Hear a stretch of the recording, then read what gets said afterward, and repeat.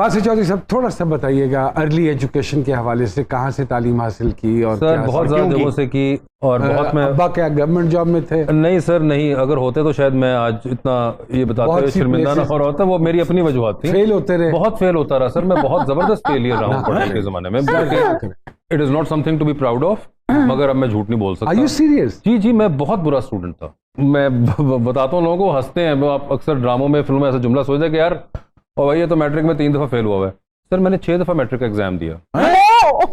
Sir मैंने 3 दफा। नहीं सर, मैं आपको काट गया ना फिर। अच्छा सर ये सही बात है, सॉरी, ये लिखने वाले बहुत से लिखने वाले अच्छे होते हैं, पढ़ने वाले नहीं। जैसे पेंटर्स होते हैं जो दीवारों पे लिखते हैं, वो पढ़े लिखे नहीं होते, वो देख देख के लिख रहे होते हैं, लेकिन उनकी लिखारी कितनी अच्छी होती है। पूछने वाली बात ये है कि मैट्रिक में फंस कहाँ जाते थे, किस सब्जेक्ट में? जो मेरे कुछ आपके दिमाग का खलल था उस टाइम पे, बस एक स्टेज थी जिंदगी के अंदर, एक अजीब ही फजूल अपने अंदर एक रेबल बने हुए थे, तो पेपर खाली छोड़ाता था, इस किस्म की बेवकूफियां करता था।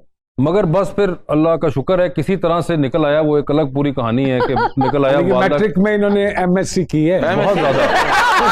आपका और हमारा नेचर ये कि ज्यादा पढ़ के किसी का हक ना मारो। ये भी एक ये एजुकेशन ईगो। मेरा मानना ये है कि जो इस तरह के लाइक बच्चे होते हैं ना, वो घर के चौधरी होते हैं। हाँ, नहीं होता है। नहीं जी, नाम के होते हैं सिर्फ। नाम के प्रोफेसर वासी चौधरी साहब हमारे साथ मौजूद है। Let's take a quick break.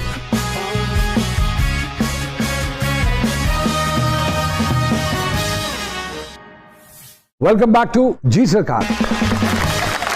इस काम में घुसने का क्या कोई खानदान में या एक फैमिली? धक्का था, बिल्कुल एक थिएटर की तरफ धक्का पड़ गया था। मेरे एक कजन ही है हसीब खान, वो भी एक्टिंग करते हैं। वो आपके रिश्तेदार? जी मेरे रिश्तेदार हैं वो। अच्छा। तो वो एक ड्रामे में थिएटर के जा रहे थे, वो मुझे साथ ले गए थे। तो मैं खड़ा हुआ था साइड पे, वो अपनी रिहर्सल कर रहे थे थिएटर में। तो जो डायरेक्टर था थिएटर का, उसका कोई एक कैरेक्टर भाग गया। हाँ। तो उसने कहा कि वो मेरे कजन से कि यार वो लड़का आपका कौन है? उसने कहा कजन है मेरा। उसने कहा यार वो खड़ा हो जाएगा। वो 15 सेकंड का एक बॉडीगार्ड का रोल था। तो वो मैं फारिग से छुट्टियां चल रही थी उन दिनों में, तो मैं खड़ा हो गया बॉडीगार्ड के रोल में। वो एक लाइन होती थी कि एक वो शी इज हेयर, गन पे पॉइंट पे एक लड़की को लेकर आना है। हाँ। और वो स्टार्ट था। फिर मैं Lahore college of arts and sciences गया, फिर वहाँ पे बहुत थिएटर के अंदर इन्वॉल्व रहा। और फिर थिएटर करते करते फिर मुझे मिले जैन अहमद, समीना अहमद साहिबा के जो बेटे हैं, जो थिएटर के डायरेक्टर हैं, बड़े ज़बरदस्त।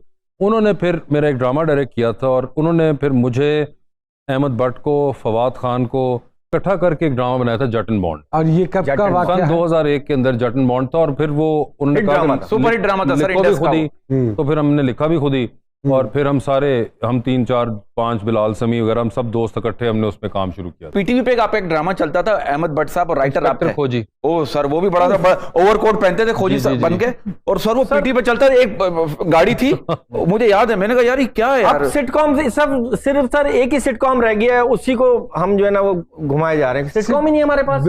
उर्मी भैया का कहने का मकसद ये है कि जो ट्रेंड था सिटकॉम, जी जी, वो ट्रेंड खत्म हो गया। बिल्कुल। उसकी कोई खास वजह? उसकी वजह ये थी कि एक ज़माने में बहुत चलते थे, और फिर कुछ एक मार्केट शिफ्ट ऐसा हुआ कि कराची के अंदर चैनल्स कुछ थे, उन्होंने ना क्या कि सिटकॉम्स अभी नहीं हम ले रहे जी। Lahore was a major producer of sitcoms. जब लेने बंद कर दिए तो वो एक पूरा खेप यहाँ से हट गया, लाहौर से बनाता था, क्योंकि किसके लिए बनाते भाई, को खरीद ही नहीं रहा था। That kind of killed Lahore की कॉमेडी साइड, जो कि एक बहुत मेजर चीज थी जो कि लाहौर से आया करती। और आप कॉमेडी राइटिंग करते? मैं करता था जी, बिल्कुल। Comedy writing is it difficult than serious writing? अगर अच्छी की जाए तो दोनों मुश्किल हैं, अगर बुरी की जाए तो दोनों ही आसान है। I agree. और आप ये काम आसानी से करते हैं। बिल्कुल सही कह रहे हैं। फिल्में भी लिखी, 3 फिल्में लिखी। कौन कौन सी? मैं हूँ शाहिद अफरीदी, जवानी फिर नहीं आनी 1 एंड जवानी फिर नहीं आनी 2। जवानी फिर नहीं आनी 1 and 2 तो दे आर कॉमेडी जी। मैं हूँ Shahid Afridi was not. Sports biopic, पहली पाकिस्तान की स्पोर्ट्स बायोपिक थी वो। ये कब रियलाइज हुआ वासी साहब के जवानी फिर नहीं आनी, और ये कैसे रियलाइज हुआ? सर ये एक्चुअली मैंने कहानी, मुझे एक दिन आई, एक कॉन्सेप्ट छोटा सा आया था, तो मैंने हुमायूं सईद साहब को कहा कि ये कहानी आई है, तो मैंने अपनी तरफ से सीरियल का आइडिया दिया कि ये सीरियल बनाएंगे। उन्होंने आगे से कहा नहीं ये कहानी बहुत अच्छी, इसकी फिल्म बनाएंगे। तो जब उन्होंने ये बात की, मैंने कहा मतलब कि सीरियल भी नहीं बनना क्योंकि फिल्में तो होती नहीं थी। तो उसके बाद फिर मैं शाहिद अफरीदी में लग गए, और फिर जब उसके बाद उन्होंने मुझे कहा कि वो तुमने कहानी सुनाई थी उसके ऊपर फिल्म अब बनाते हैं, तो फिर हमने दोबारा से कोशिश की, और नदीम, मैं और हुमायूं बैठे, और फिर हमने जवानी फिर नहीं आनी। क्या बात है, दोनों बेहतरीन फिल्में थी सर। क्या बात। और ये लंदन नहीं जाऊंगी और ये नहीं आऊंगी। खलील साहब ने लिखी हुई है और अच्छा। इसमें मैंने एक आप कह लें एक्टिंग की है और Acting की है। एक स्पेशल अपीयरेंस तो टाइप कैसा महसूस किया आपने एज अ फनकार काम करके? बड़ा उसमें? जी इजी था, बड़ा रिलैक्स था मैं। ये जो आजकल फिल्में बन रही हैं और रिलीज हो रही हैं, ये भी आपकी आंखों के सामने से गुजरते हैं and definitely you go on the premiers as well. नहीं सर, मैं एक्चुअली प्रीमियर पे चला जाता हूँ, तो मैं अगर चला जा पाऊँ तो झूठ बोलना पड़ता है? नहीं, झूठ भी नहीं, मैंने एक कुछ अर्सा मैं तो इसलिए नहीं जाता प्रीमियम के बाद में निकल के, जब वो माइक आके करेंगे तो मुझे झूठ बोलना पड़ेगा। आप तो वैसे भी ना जाया करें आपको झूठ ना भी बोलना हो, क्योंकि आपका सच ज्यादा खतरनाक होता है। मगर I generally like to watch the film audience के साथ बैठ, ओके। आम आवाम के साथ बैठ के आपको फिल्म का पता चलता है। फ्री और पासेस के ऊपर रिक्वेस्ट करके किसी को बुलाया और इनवाइटीज, वो बहुत डिफरेंट होते हैं। जिसने खुद जेब से पैसे दिए हो वो नब्ज ही और है। वो नब्ज और। बिल्कुल ठीक बात कह रहे अंदर हैं। से आएगा। मुतमईन हैं जो जैसे स्क्रिप्ट आ रहे हैं और जो फिल्में चल रही हैं उससे आप समझते हैं कि ये this is the real revival of the Pakistani cinema? देखिए, रिवाइवल तो किसी न किसी तरह से तो आप कर ही रहे हैं ना। अगर आप 20 स्क्रीनों से 130 पे पहुंच गए हैं, 30 प्लस पे, इन स्पैन ऑफ 6-7 ईयर्स, तो ये बड़ी एक कमेंडेबल बात है। जहां तक आपकी बात हमारे स्क्रिप्ट और फिल्मों की है, मेरे ख्याल से हम लोगों ने बड़ी जबरदस्त एक परफॉर्मेंस दिखाई।